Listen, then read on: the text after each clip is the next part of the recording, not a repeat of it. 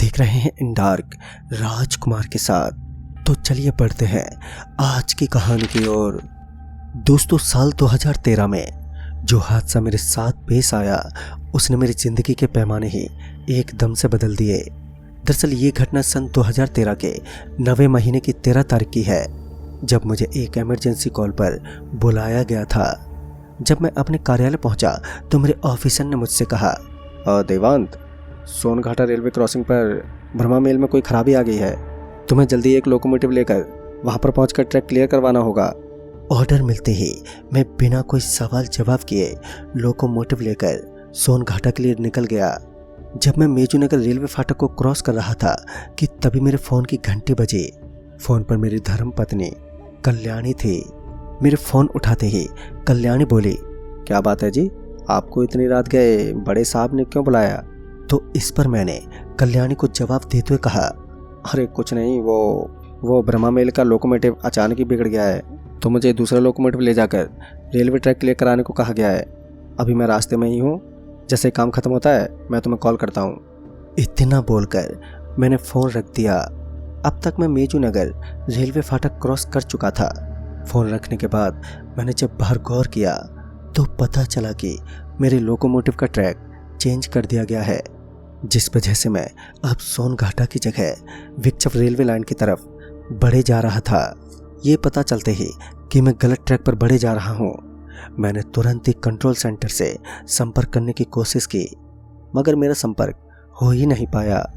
ऐसे में मुझे ये समझ नहीं आ रहा था कि मैं इसी ट्रैक पर आगे बढ़ता रहूं या फिर यहीं रुक जाऊं। मैं अभी ये सब सोच ही रहा था कि तभी मुझे सामने लोगों का एक झुंड नजर आया जो रेलवे ट्रैक को क्रॉस कर रहे थे। मैं उन्हें देखते ही हॉर्न देने लगा, मगर हॉर्न सुनने के बाद वो ट्रैक से दूर हटने की बजाय अब मेरे लोकोमोटिव की तरफ बढ़ने लगे थे। जब वो थोड़े करीब पहुंचे तो मुझे नजर आया कि वो आदमियों का झुंड नहीं बल्कि भूत पिशाचों का झुंड है। उन सभी के चेहरे बेहद ही डरावने थे।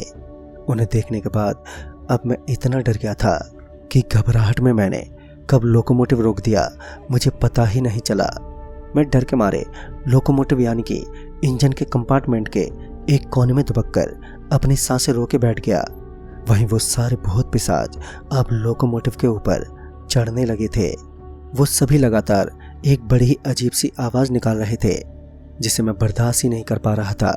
मैंने अपने हाथों से अपने कान बंद करने की पूरी कोशिश की, मगर वो आवाज़ें कुछ ज़्यादा ही तेज थीं।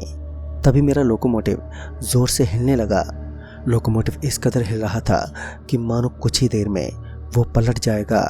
उस वक्त मुझे ऐसा लगने लगा कि अब मेरी मौत करीब ही है, मगर इसके बावजूद मैंने अभी भी हिम्मत नहीं हारी थी। मैंने एक आखिरी कोशिश करने की सोची और मैं लोकोमोटिव से उतरकर वहाँ से तेज़ी से भागा। भागते वक्त मुझे याद आया कि आते वक्त एक मंदिर नजर आया था। अगर वहाँ पहुँच जाऊँ तो शायद जान बच जाए। ये सोचते हुए मैं भागता ही रहा। किस्मत से मंदिर भी पास में ही था और मैं मंदिर में जाकर बैठ गया। दिल की धड़कनें अभी भी बेहद बढ़ी हुई थी। रात भर मैं वहीं मंदिर में बैठा रहा और उन भूत पिशाचों को लोकोमोटिव के आसपास मंडराते हुए देखता रहा। जब सुबह हुई तो सब कुछ नॉर्मल हो गया और साथ ही एक रेलवे की टीम भी मौके पर पहुंच गई थी।